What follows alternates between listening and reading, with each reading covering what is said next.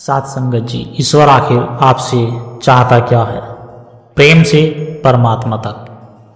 महापुरुषों, बड़े प्यार से कहिए धन निरंकार जी महापुरुषों, संत महात्मा चाहे सतयुग में हुए, त्रेता युग में हुए, द्वापर में हुए या कलयुग में हुए, और उनमें चाहे भगवान राम जी रहे हो, चाहे भगवान श्री कृष्ण जी, चाहे हजरत मोहम्मद साहब, चाहे हजरत ईसा मसीहा जी, चाहे गुरु नानक देव जी महाराज से लेकर श्री गुरु गोविंद सिंह जी महाराज तक इस संसार में रहे हो, या फिर अन्य भक्तों की श्रेणियों में देखे तो संत तुकाराम जी, संत एकनाथ जी, या इसी विशाल देश में अनेकों हिस्सों में हुए महापुरुष। साउथ में अगर आंध्र प्रदेश का जिक्र करें तो हम वहाँ पर श्री श्री बोतनार जी जैसे महापुरुष हुए हैं। उड़ीसा की तरफ जाए तो वहाँ पर मंच सखा नाम से महापुरुष प्रसिद्ध हुए हैं। उनकी वाणी वहाँ पर चलती है, वहाँ पर लोग श्रद्धा से उनकी वाणी को सुनते हैं और पढ़ते हैं।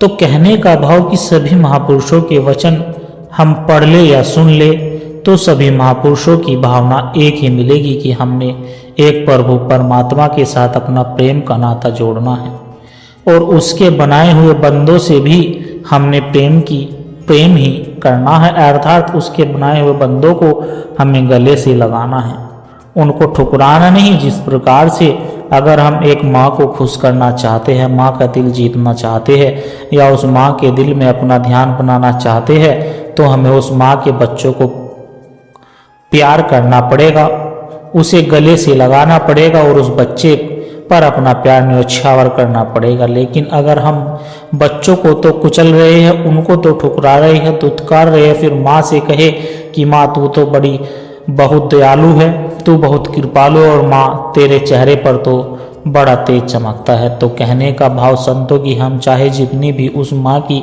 तारीफों के पुल बांध ले या जितने भी शब्द हम उनकी तारीफ में कह सकते हैं, तो उस माँ को हम कहते कुछ भी कहे सुनाए, लेकिन उसके बाद भी हमें इसकी उम्मीद बिल्कुल छोड़ देनी चाहिए, अर्थात यह ख्याल बिल्कुल ही अपने मन से निकाल देना चाहिए कि वह माँ हमसे खुश हो जाएगी।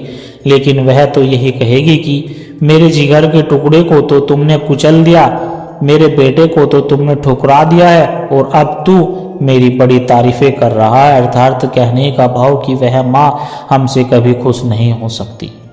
लेकिन दूसरी तरफ अगर हम बच्चे को गोद में उठा लेते हैं या उसको गले से लगा लेते हैं और उसके साथ प्यार से मीठी मीठी बातें भी करते हैं, मीठे मीठे बोल हम उसको बोलते हैं, तो दूर खड़ी माँ भी यह देखकर अपने आप ही हमसे खुश होने लगेगी। फिर हम चाहे उस माँ के पास जाकर उसकी तारीफ भी ना करें या उसके पास जाकर उसकी तारीफ में वह शब्द वह अल्फाज भी ना कहे, लेकिन फिर भी माँ हमसे खुश हो जाती है क्योंकि हमने उसके बच्चों से प्यार किया है। तो इसी तरह अगर हम इस प्रभु को भी खुश करना चाहते हैं संतों, तो हमें इसके बंदों से भी प्यार करना होगा, अर्थात सबके साथ सद्व्यवहार और प्रेम से रहना होगा। महापुरुषों, लोग पूजा पाठ तो बहुत करते हैं, लोग समाधियाँ भी लगाते हैं, लोग दान भी करते हैं, स्नान भी करते हैं और पुण्य भी करते हैं, और जब उनसे पूछा जाए कि ये कौन सा कार्य क्यों कर रहे हो, तो तब जवाब मिलता है कि हम तो प्रभु को खुश करना चाहते हैं। तो क्या प्रभु इन सब बातों से खुश हो जाएगा? नहीं, क्योंकि संतो जब तक प्रभु के बंदों से प्रेम नहीं किया जाएगा तो तब तक यह प्रभु भी खुश नहीं हो सकता है। जिस तरह से एक माँ अपने बच्चों को ठुकराने के कारण किसी से खुश नहीं हो सकती, तो इसी तरह से यह प्रभु परमात्मा भी जब देखता है कि मेरा बंदा यह कैसी अज्ञानता में पड़ा हुआ है, अर्थात यह सभी रूप को मेरे लिए ही बनाए हुए है, मैंने ही सबको एक जैसी आत्मा भरी है, यह अलग पूरक परमात्मा का रूप मैंने ही हर घट में स्थापित किया हुआ है, तो फिर यह इंसान आपस में क्यों भेदभाव डाले फिर रहा है? क्यों यह दूसरे इंसान को कुचल रहा है? क्यों यह दूसरे इंसान को नीचे गिराता है? क्यों यह कहता है कि मैं बड़ी जाति का हूँ और यह नीची जाति का है? यह तो अछूत जाति का है और इसके करीब जाना भी पाप है। तो महापुरुषों, यह प्रेमा भक्ति की विधि नहीं हो सकती। दास के कहने का भाव कि भक्ति तो प्रभु के प्रति हार्दिक प्रेम पर टिकी हुई होती है, अर्थात जब हमारे हृदय में प्रेम की भावना प्रकट हो जाती है तो तभी हमारी भक्ति की शुरुआत होती है। और प्रेम की भावना कहाँ से प्रकट होती है? तो जब हम इस परम पिता परमात्मा से, इस ईश्वर से अर्थात इस निरंकार के साथ जिसका भी नाता जुड़ जाता है, तो फिर उसके जीवन में इस प्रेम का उदय स्वयं हो जाता है। और जिसका नाता इस पार ब्रह्म ईश्वर प्रभु परमात्मा के साथ नहीं जुड़ पाता, तो उसके जीवन में हमें कभी भी यह प्रेम या शीतलता दिखाई नहीं देती संतों। उसे हम दूसरों के प्रति कठोर व्यवहार देखने को मिलता है, अर्थात उसके द्वारा हमें ऐसा क्रम प्राप्त होता है जो हमारे विश्वास को भी इस प्रभु से डिगा देता है, हटा देता है और हमें एक बेचैनी भी प्रदान करता है। कहने का भाव कि जो इंसान अज्ञानता में जी रहा है या जो इंसान उसके नाम से खाली है, जिसमें प्रेम का अमृत है और प्रेम का अमृत है ही नहीं, तो हमें उस इंसान से शीतलता या आनंद कैसे प्राप्त हो सकता है? उससे हम प्रेम और सद्भावना की उम्मीद कैसे रख सकते हैं? अर्थात कहने का भाव कि जो निरंकार प्रभु परमात्मा है, जो मूल है प्रेम के स्रोत का, तो इसके साथ नाता जोड़ना बहुत ही आवश्यक है। तभी हमारे अंतःकरण में दूसरे के प्रति सद्भाव प्रेम उत्पन्न हो सकता है। तो इसलिए हर इंसान को इस प्रभु परमात्मा, इस पार ब्रह्म ईश्वर निरंकार के साथ नाता जोड़ना चाहिए।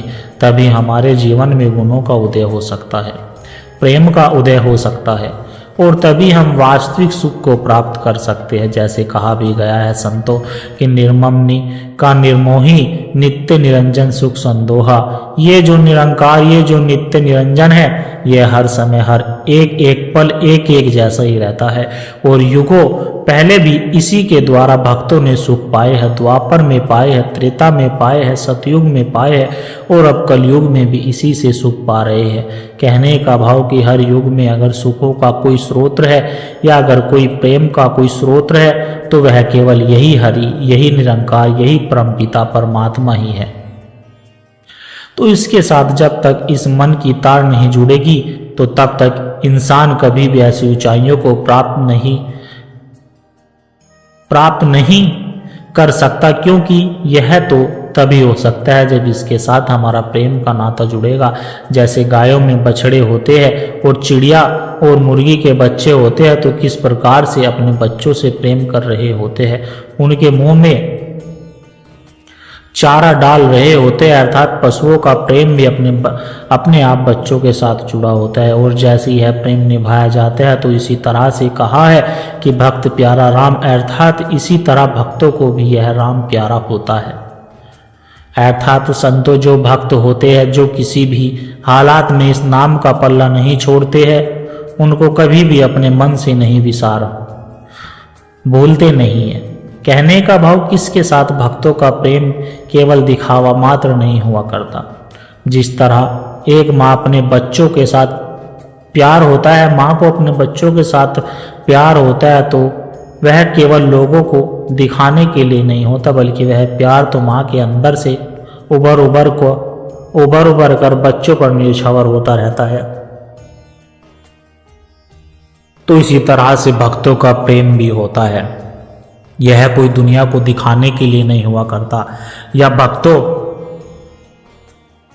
यह कोई दुनिया को दिखाने के लिए नहीं हुआ करता, या भक्तों को लोगों से कोई सर्टिफिकेट या प्रमाण पत्र लेना नहीं होता। और अगर किसी से कोई सर्टिफिकेट ले भी लिया, वह इस हरि की दरगाह में काम आने वाला नहीं है, क्योंकि यहाँ पर तो जो काम आएगा तो वह तो इस मालिक ने खुद देखा हुआ है। मालिक जो कहीं से भी गैर हाजिर नहीं है, यह हर जगह मौजूद है, हर दीवार में इस तरफ भी है और दीवार के उस पार भी है। तो इसीलिए अगर किसी भी इंसान के अंदर और बाहर के प्रेम में कुछ फर्क होता है, या अगर अंदर बाहर में कुछ अंतर है, यानी अंदर तो वह घृणा भरी हुई है और अंदर वो प्यार नहीं है, अंदर तो एक खाली है, एक अधूरापन है, और बाहर से केवल दिखावा हो रहा है, अर्थात बाहर से केवल लोग दिखाई लोग दिखाई वाली बात हो रही है तो महापुरुष वह भक्ति तो कर रहा है, लेकिन वह प्रेम वास्तव में फिर वह सुख देने वाला प्रेम नहीं हुआ करता। वह मात्र एक छलावा होता है, एक छल कपट होता है, लेकिन वो छल कपट कभी भी इस हरि की नज़रों से नहीं बच सकता, क्योंकि ये निरंकार प्रभु परमात्मा तो अंतर्यामी होता है। यह हमारे अंदर के भाव को बड़ी ही आसानी से समझ लेता है संतो।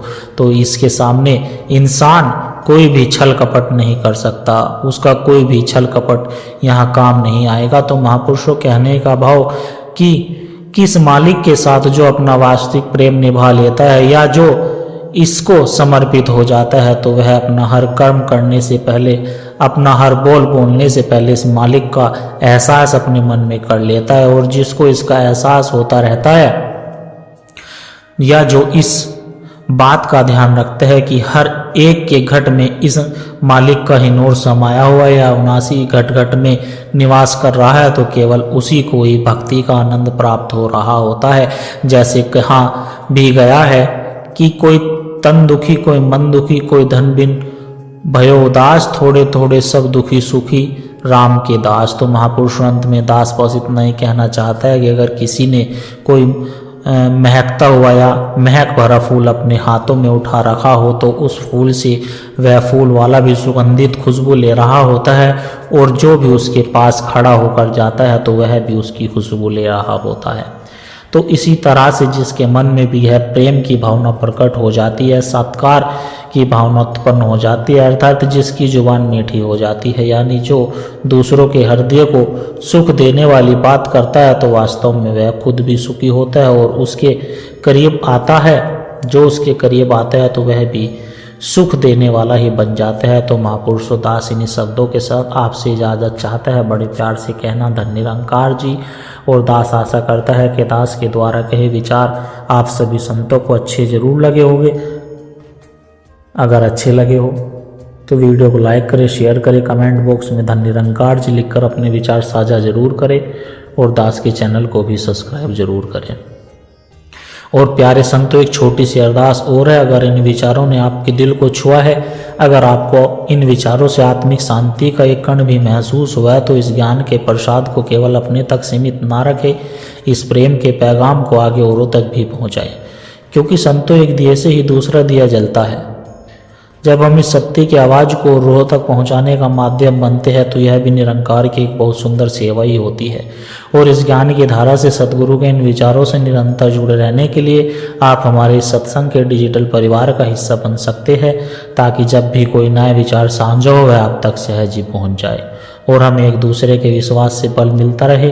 सद्गुरु हम सबके छोटी छोटी सेवाएं स्वीकार करे और दास को भी यह आशीर्वाद दे कि दास हर रोज आप जी के चरणों में ऐसे ही सुंदर सुंदर प्रेरणादायक कहानी विचार लेकर आता रहे।